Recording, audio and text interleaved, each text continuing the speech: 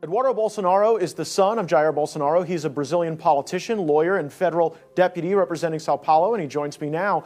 So, Eduardo, you and I know each other well. We have watched your country go through great successes during your father's administration. We've seen some of the backsliding under Lula. What's your reaction to these new charges against your father? Yeah, actually, for the American people, it's not hard to imagine because the lawfare that we're facing down there in Brazil is the same lawfare that Trump faced here.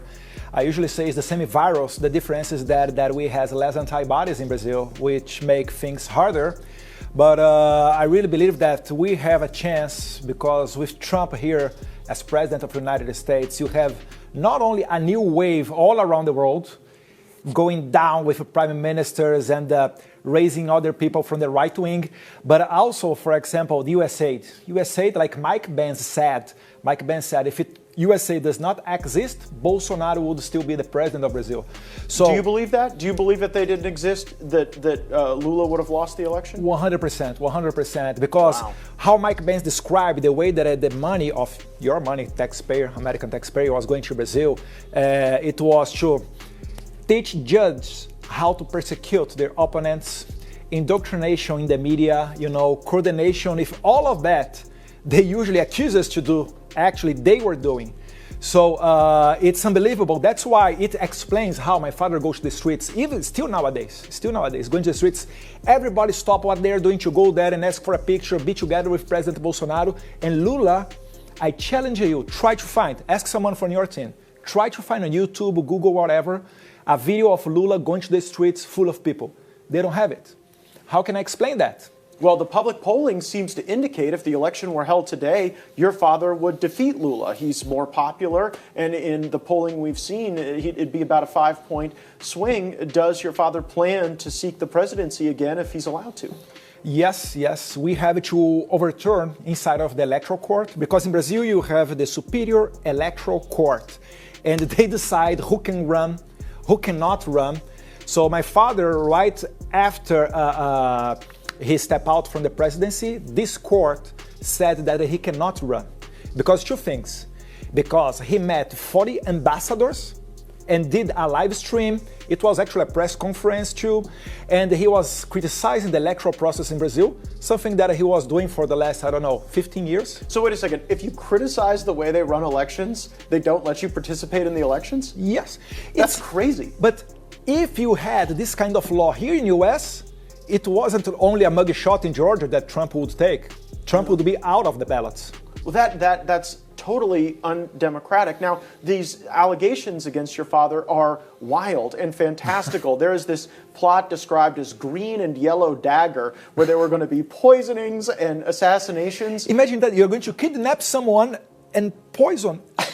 It doesn't make sense. We even make a joke, because as you had here January 6th, look how about the coincidences. Mm-hmm. I mean, here in the United States, the left and radical left, they create the ideas. And then they were testing there in Brazil, Colombia, Peru, even Albania, if you take a look there, Romania. And as you had the January 6th here, we had the January 8th in Brazil. Almost the same thing. And they say that my father was behind the scenes controlling the people. But wait a minute. They were trying to do a coup d'etat in January. January in Brazil is like August here. It's a whole vacation in the capital.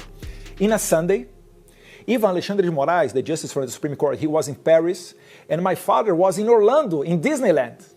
So imagine that, when you are not present anymore, you send elderly and ladies unarmed to do a coup d'etat in a moment that there is no one in the capital. And while they were there on the Congress or around our White House, Jair Bolsonaro was texting, go back home, don't do that.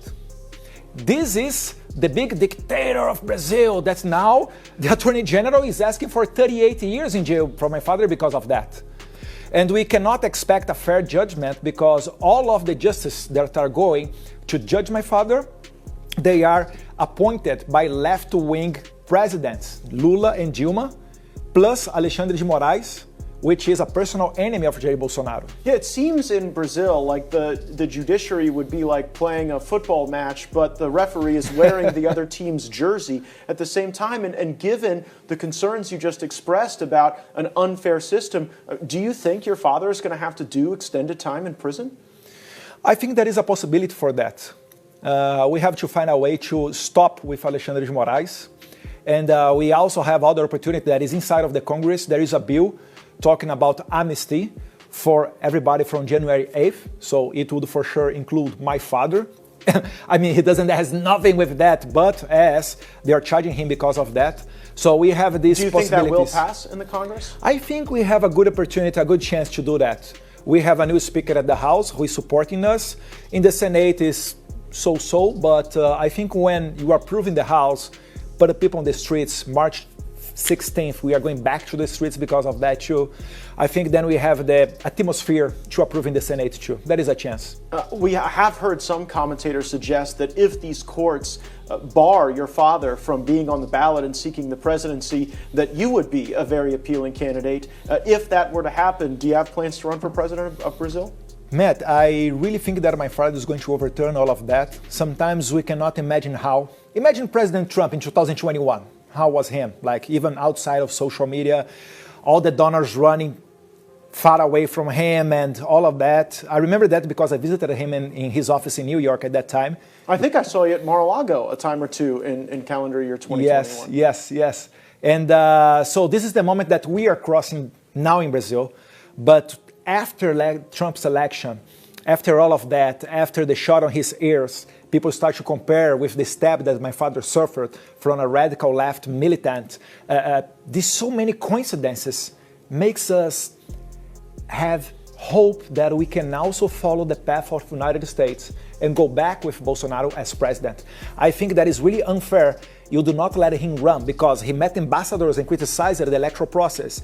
And the other excuse that they created is because he made a public statement after September 7th, because it's our Independence Day. So we had a military parade, and after that he crossed the street, going to a square where we have, almost 1 million people waiting for him. He did a speech.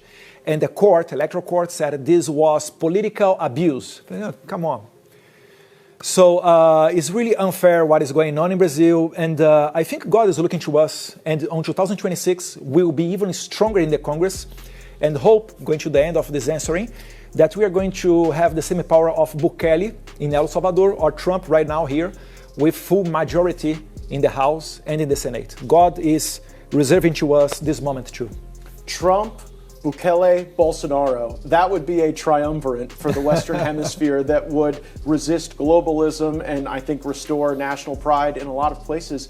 How's your dad just doing in all of this? When you get charged with crazy crimes, it must be shocking. Did he see it coming? What's his state like right now? First, hopefully he's okay, but... When's the last time you talked to him? Huh? Have you talked to him recently? With my father? Yeah, almost every day. Almost every day I talk with him. Because I'm spending a lot of days here in the US as well, talking with some people in the Congress and in the administration. But hopefully he's okay. This is 100%. He has at least 15 years working, and he's really hardworking. Never sleep. Unbelievable. I know someone like that. He's our current president. If you had a message to President Trump as these conditions are evolving in Brazil, what would it be? Actually, Trump is already helping, even if he doesn't know that, because when you cut USA, the NAD, Atlantic Council, all of the money of the American taxpayers to do not go anymore for censorship or indoctrination of the media, this is a huge help. But if I could ask something else more, I would say maybe send G.D. Vance to a visit in Brazil, official visit. It would be just unbelievable. If he repeats the same kind of speech that he had in Europe, it would be great for Brazil.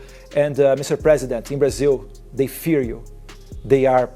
I cannot use the words that I would like to do because sometimes my grandma, she watches me, but they really fear you. They really believe that you can do a lot of things, and Alexandre de Moraes, this crazy justice from the Supreme Court, he's invading the jurisdiction of United States. The same thing that Karim Khan, the prosecutor of the ICC, did, Alexandre de Moraes is doing against the United States. So keep your people safe and protect them from this crazy virus from Alexandre de Moraes.